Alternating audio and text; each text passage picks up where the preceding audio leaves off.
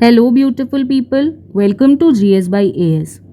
19 सितंबर को महबूबा मुफ्ती ने एक ट्वीट किया जहां वो क्लेम करती हैं कि गवर्नमेंट ऑफ इंडिया कश्मीर के स्कूल्स में हिंदुत्व एजेंडा को प्रमोट कर रही है। दरअसल उन्होंने जो वीडियो पोस्ट किया उसमें कश्मीर के स्कूल के बच्चे रघुपति राघव राजा राम गाते हुए पाए गए हैं अपने टीचर्स के सामने। पर बात तो कुछ और ही थी। गांधी जी के 153rd बर्थ एनिवर्सरी को सेलिब्रेट करने के लिए गवर्नमेंट ऑफ इंडिया ने ये इनिशिएटिव लिया था कि 5 सितंबर यानी कि टीचर्स डे से लेके 2 अक्टूबर यानी कि गांधी जयंती तक गांधी जी का बर्थडे सेलिब्रेट किया जाएगा। और उसी सेलिब्रेशन के प्रोसेस में ये इंक्लूड किया गया कि स्कूल के बच्चे रघुपति राघव राजा राम पति तपावन सीताराम रिसाइट करेंगे। और इस पर्टिकुलर सॉन्ग को क्यों चूज किया गया, हाइम को क्यों चूज किया गया?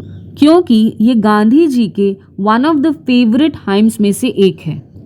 हाल ही में महबूबा मुफ्ती द्वारा ये भी बोला गया कि भारत जोड़ो यात्रा जो राहुल गांधी ने शुरू किया है, जब वो कश्मीर पहुंचेंगे तो असल मायने में भारत जोड़ो यात्रा की पूर्ति होगी। क्यों? क्योंकि वो नेहरू जी के पोते हैं। और उन्होंने ये भी कहा कि गांधी जी के, महात्मा गांधी जी के पोते वो भी आज एक नए भारत की तलाश में हैं। भारत के फ्रीडम फाइटर्स की आइडियोलॉजी से महबूबा मुफ्ती जी इतनी प्रभावित हैं, तो आखिर महात्मा गांधी जी द्वारा गाए भजन से उनको क्या ही आपत्ति हो गई? ये कुछ नहीं बट जस्ट पॉलिटिक्स है। यही नहीं, अभी आगे और सुनिए। आप यासीन मलिक को जानते हैं? अगर नहीं जानते तो आपको मैं बता दूं कि यासीन मलिक का एक इंटरव्यू आपको ज़रूर देखना चाहिए। वो आज भी यूट्यूब पर प्रेजेंट है, बीबीसी का इंटरव्यू, जिसमें इन्होंने क्लेम किया है कि इन्होंने कितने सारे लोगों को मारा है। हाल ही में इन्हें टेरर फिनेंसिंग के आरोप में उम्र कैद की सज़ा सुनाई गई है और इन्होंने बाकायदा अपना सारा दोष कबूला है, अपना क्राइम जो है इन्होंने एक्सेप्ट किया है और फिलहाल ये तिहाड़ जेल में बंद हैं। 1989 की बात है।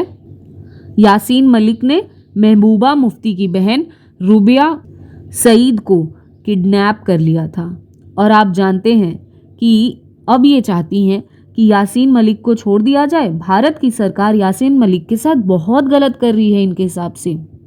ये किस तरह की आइडियोलॉजी है ये आप खुद जज करें। अब आते हैं हाल ही में हुए एक वाकये के ऊपर। महबूबा मुफ्ती जी ने क्या कहा? Kashmiris will fight aggressors like in 1947।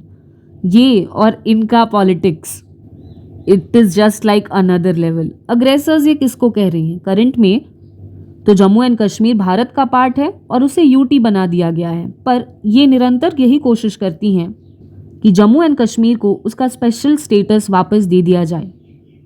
इन्होंने सेंट्रल गवर्नमेंट को चुनौती दी और धमकाया और उसका नतीजा ये हुआ कि सेंट्रल गवर्नमेंट ने इन्हें एविक्शन नोटिस भेजा। दरअसल ये जो इतनी सारी बयानबाजियां चल रही थी ना, ये सरकारी आवाज़ से चल रही थी। इसी कारणवश इन्हें एविक्शन नोटिस दिया गया और मैडम ने छोड़ भी दिया घर।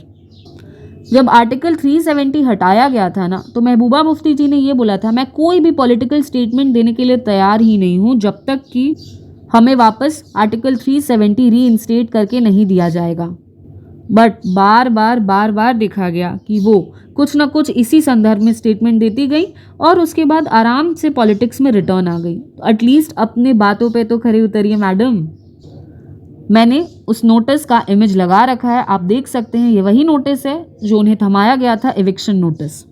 महबूबा मुफ्ती जी के हिसाब से इंडिया के थ्रू कश्मीर तभी कनेक्टेड रह सकता है जब उसका कॉन्स्टिट्यूशन, जम्मू एंड कश्मीर का अलग से कॉन्स्टिट्यूशन को रीइंस्टेट किया जाएगा। दरअसल आर्टिकल 370 जम्मू एंड कश्मीर को एक स्पेशल स्टेटस देता है जहां पर उनका एक अलग फ्लैग, अलग कॉन्स्टिट्यूशन रहने की अनुमति आर्टिकल 370 देती है। मैडम ने अपने ट्वीट में ये भी मेंशन किया, बदलता जम्मू एंड कश्मीर।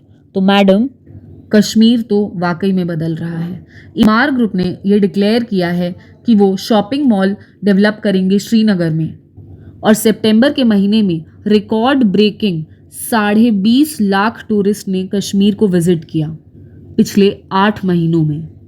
ये टूरिस्ट, ये मॉल, ये जब जाते हैं ना उनका एक्सेस मिलता है लोकल्स का, लोकल कश्मीरी प्रोडक्ट्स बिकते हैं, जो लोकल कश्मीरी आर्टिजन्स हैं उनके पास पैसे आते हैं, इकोनॉमिक स्टेबिलिटी बढ़ती है। टूरिज़्म प्रमोट होने से उन सारे होटल्स, उन सारे ईटरीज, उन सारे व्हीकल बिजनेस को बूस्ट मिलता है जो कश्मीर में बेस्ड है। कश्मीर अपने सुंदरता के लिए जाना जाता है और कश्मीर में टूरिज़्म एक बहुत बड़ी बिजनेस सेक्टर है, क्योंकि वहाँ कोई मेजर इंडस्ट्री है नहीं और ना ही लगानी चाहिए, क्योंकि कश्मीर में टूरिज़्म इंडस्ट्री ही इतनी ज़्यादा पॉपुलर है कि कोई और तरह का इंडस्ट्री लगाकर वहाँ उसकी खूबसूरती को नष्ट नहीं करना चाहिए। ये जो मॉल खुलेगा, आप सोचिए, इसमें दुकानें खुलेंगी, उन दुकानों में लोग बैठेंगे जो कि कश्मीरी रहेंगे, वहाँ उन्हें रोज़गार का एक साधन मिलेगा। कई लोकल यूथ को जो भटक कर टेररिज्म में चले जाते हैं या फिर कोई और गलत काम करने लगते हैं, वो बेरोज़गारी छोड़कर काम में लगेंगे। एक मॉल खुलने पर बहुत सारी नौकरियां तैयार होती हैं, जैसे कि सिक्योरिटी गार्ड्स की, क्लीनर्स की। मैं सिर्फ ये नहीं बोल रही कि सिर्फ जो रिच क्लास है लोगों की, जो शॉप्स खरीद सकते हैं और उसमें बैठ सकते हैं, सिर्फ वो बैठेंगे, ऐसा नहीं है। गरीब से गरीब वर्ग को भी फ़ायदा होगा और अनस्किल्ड लेबरर्स को भी फ़ायदा होगा। बेसिकली इकोनॉमी कश्मीर की बूस्ट होगी। और एक चीज़ आप याद रखिएगा, जब तक आपके पास रोटी रहे और आप स्टेबलाइज्ड रहे ना, तो आप इधर उधर ध्यान भटकाएंगे ही नहीं, आप अपनी रोजी रोटी पर ध्यान देंगे।